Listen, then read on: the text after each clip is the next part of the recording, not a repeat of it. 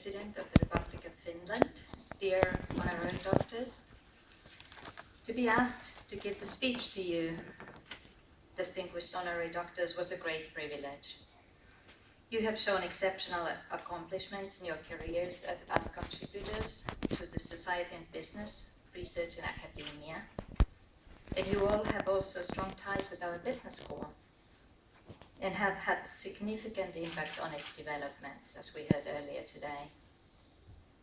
Today, your accomplishments were acknowledged by conferring you to honorary doctors of this academic community. We freshman doctors look up on you, the inspiring example you show us for far-reaching results. My personal perspective on Finland has been from outside in for the last 8 years, from Pennsylvania in the United States. But as someone wise said recently, you can leave Finland, but Finland never leaves you. Therefore, I have a special radar for Finland when I follow the news in the US. It is actually amazing how often a small country like Finland makes it into the headlines in the US. And more often than not, these news stories relate to the education system of the country, to the equal access to education and high quality of its results, and Finland's impressive PISA rankings year on year. But I'm also surprised that I see all the Finnish products in my small town. I can actually buy Marimekko products in the small village. I can buy Panda black licorice. I can buy Lumene facial creams over there. And even butter and cheese produced from the very happy hormone-free Finnish cows in my grocers. At my gym, many of the equipment hold Polar meters, and gym fanatics hold Suunto watches on their wrists. I think it is really remarkable that so many Finnish companies have managed to penetrate the US, the big US consumer market with their brands. That shows some can-do mentality from this country. And no one really knows that they are Finnish.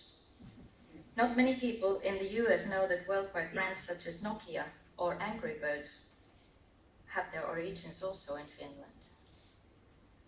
Globally operating companies do not always identify themselves as Finnish, because Finnishness is not a value as such to succeed in the global market. However, Finnishness is implicitly present in the management culture and leadership practices. Some of you, dear honorary doctors, would probably agree based on your careers. And moreover, Finland must be the only country or only nation with its own emoji, the smiley faces that we put on our SMSs and chats, you know. I first read about them too in the US. The emojis were launched, and the launch was reported by Associated Press, BBC, and Times Magazine, amongst others. I have to bring up this little detail as a communications professional because I thought it was such a refreshingly different PR act by the Ministry of Foreign Affairs. As part of the European Union, Finnish economy is going through challenging times at the moment. Also, the demographic landscape is quickly changing in this country, and it will be interesting to see how the high-scoring Finnish school system adapts to a much more multicultural landscape. The 12-year-long school system plays an important role in providing a sound foundation for higher education. And also research shows that education is conducive for economic growth. The American Nobel Prize winner, economist Robert J. Lucas, studied the effects of human capital on economic growth.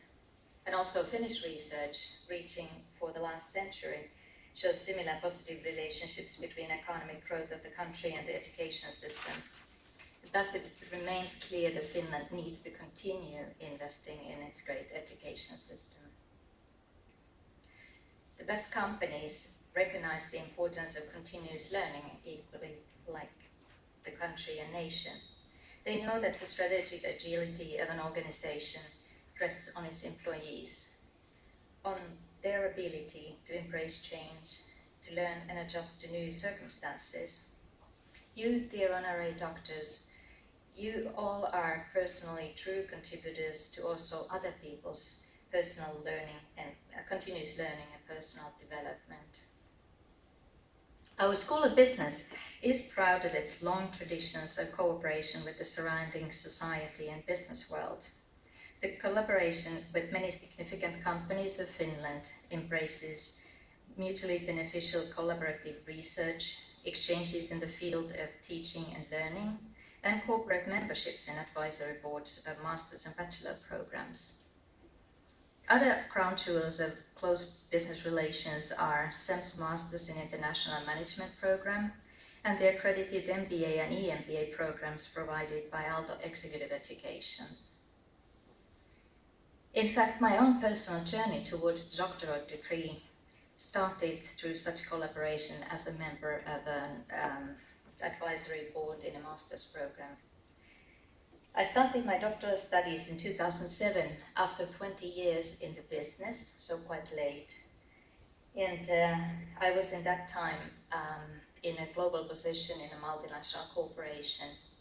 But yet, when I entered the academia, I was totally surprised by the strikingly global working environment I came into.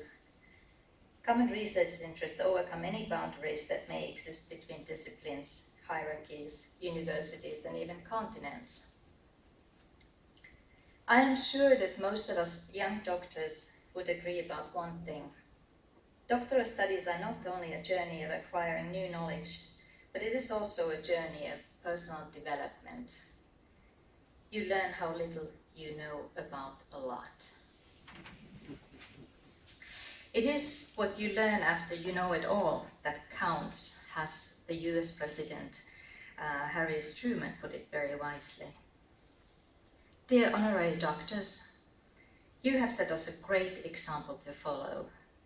We are honored to have you as Aalto ambassadors, our friends in the world, and speakers for the importance of learning and education. Ladies and gentlemen, with the words of a Chinese proverb, learning is a treasure that will follow its owner everywhere. May I propose a toast to our honorary doctors? Cheers.